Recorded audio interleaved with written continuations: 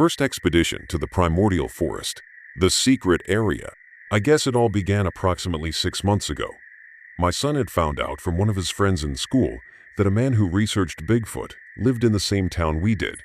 I knew no one who lived here who was an active researcher, or at least known by the general public.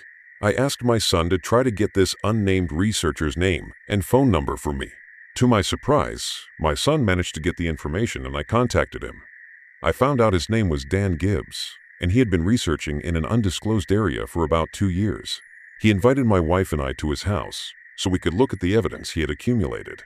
After arriving at his home, we walked inside and introduced ourselves. The conversation immediately went to Bigfoot. First impressions.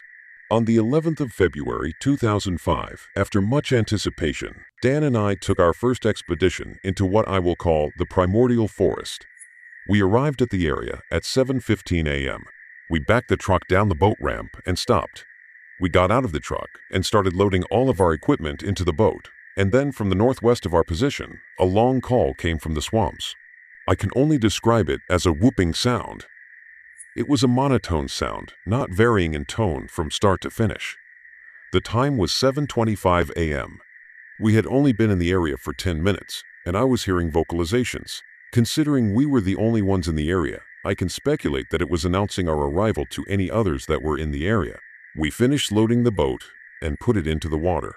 This area seems to have been forgotten by time, except for the occasional train whistle to be heard blowing miles away. This is a vast, swampy wilderness and is rarely frequented by humans. Only those who are experienced outdoorsmen would dare venture into the area by boat or on foot, and few of those venture into the areas we were heading to. As we made our way downstream, I noticed how the stress of day-to-day life started slipping away, and I began to drift into what I would call a more natural state of mind. There were birds of all kinds, vocalizing, and ducks making their way from one spot to the other, through the patchy fog drifting across the water. If the Amazon River had a winter season, I could only imagine its embankments looking very similar to these. Thick undergrowth grows to the creek's edge, creating what seems to be an impenetrable barrier between the water's edge and the forest floor. There were several openings in the undergrowth which were made by beavers and wild boar that slide from the banks of the creek into its murky water. There were occasional openings that were much larger than what beaver or boar could make. Several of these openings were at least 7 to 9 feet in height and 6 feet wide. These openings indicated the animals we sought did indeed inhabit the area. Who knows what secrets lay hidden within these dense forests? I only hope it holds the answers to the secrets of the animals we are here in search of. This area encompasses well over 50 square miles of uninhabited land that is riddled with swamps, small lakes, and a hilly ridge that borders the area to the south. This area holds the same mystique as the African Congo. I am certain this area will reveal more information about the Texas Bigfoot than any other area I have researched. It is an untouched haven for activity. Not only are there Bigfoot in the area, but there have been many sightings of the supposed extinct ivory-billed woodpecker also. I have yet to see one, but I have heard their loud thumping on trees in the distance. The feeder area. Dan had 3 areas he wanted to show me that day. One area was the feeder area. The others were Snake Hill and the Pipe. Our first stop was the feeder area. We wound our way down the river and came to a fork in the river. We veered to our left and pulled onto the bank. Dan tied the anchor rope to a tree, and we put on our backpacks and headed in. Dan pointed out what seemed to be a large nest, not 20 feet from the river's edge, hidden in fairly thick cover. It was made of honeysuckle vines. The vines had been pulled down and manipulated into a circular nest, approximately 8 feet in diameter. I have seen several nests made by large birds, mammals, and reptiles, but never one this size and so intricately built. It was placed where it could have been an observation point for seeing anyone coming downriver into the area. I took several photos of this nest and we then continued further into the forest. We made our way down the trail, and Dan pointed out several different trail markers and territory markers made by Bigfoot. While hiking along the trail, we found the young tinder shoots from the tops of river cane in the middle of the trail, along with a palmetto branch. There were no palmettos in the vicinity of this area. It is possible a large bird could have dropped it, but unlikely. We continued down the trail and made it to our first stopping point. There was a research stand approximately 8 feet off of the ground, set in the middle of a flat open area. Several different species of trees were in the area. I will identify them at a later date. The area was surrounded by a slough. Another stand approximately 20 feet off of the ground was on the other side of the slough.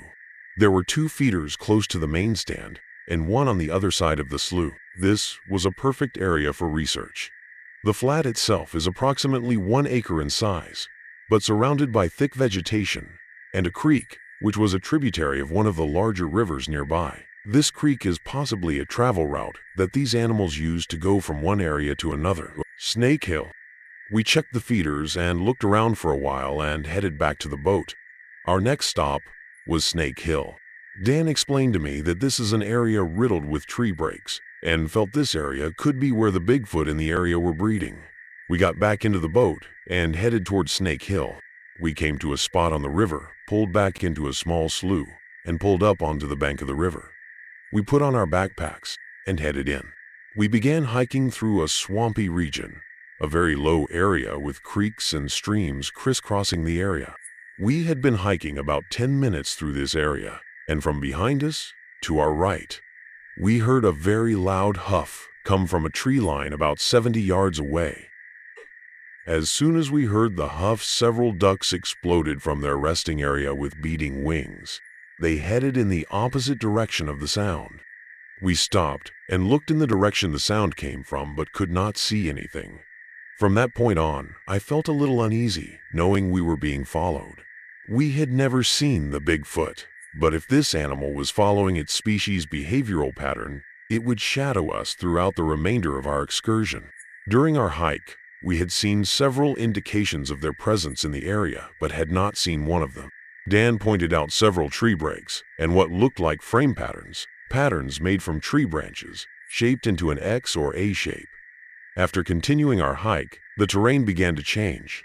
We came to what I will call a barrier of aquatic trees, growing in a line approximately 60 yards in length.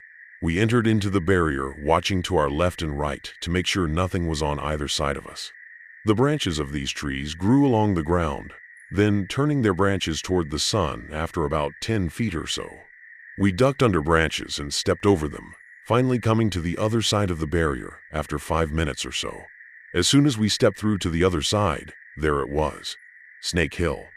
The hill immediately started on the other side of the barrier. We had just stepped out of the barrier along the trail, and I noticed another nest. It was 5 feet away from the barrier's edge and the base of the hill. It was the same type of nest as the first one, made from honeysuckle vines and approximately 8 feet in diameter. I photographed the nest and we then began to climb the hill. I noticed there were small outcroppings of rocks protruding from the side of the hill. I am not sure if they are limestone or not. I will take a sample and find out at a later date. If so, there is the possibility there are caves in the area which could be possible shelter for them. Dan mentioned to me some of these rocks had been dislodged from their resting place and moved around. This behavior has been documented by several other researchers in the PNW Pacific Northwest. Bears are known to turn rocks over looking for food to eat also. We got on top of the hill, and Dan pointed out several tree twists and tree breaks scattered along the top area of the hill. At the highest point on the hill, there was an old fire pit. It looked as though the pit had been used only once by whoever was there. It appeared someone had used this hill for a camping spot a long time ago. There were whiskey bottles tied onto a tree by a string not far from the fire pit, and a few old food cans still lie in the pit. The fire pit was very old and had not been used in a long time. Maybe possible hunters had stayed here before. If they had stayed, I can only imagine what they may have experienced during their stay. We decided to take a break on top of the hill. We ate beef jerky and drank some water before continuing on our journey. The pipe. After we finished eating, we put on our backpacks and started towards the last area. We began our hike through the forest up and down hills, then back to hardwood flats. This trek was uneventful. We did not hear or see anything. Dan pointed out the areas where his friend Rusty had his encounters. We hiked down an iron ore road until we came to a pipe that ran underneath the road. The pipe connected one waterway to the next. We walked around the curve of the road just past the pipe. I feel the animals are coming from this area. It is only 500 yards or so to the main river from this point. At this point, it was beginning to get late, and both of us were very tired, and we had covered approximately 3.5 miles through heavy woods. It was time to head back.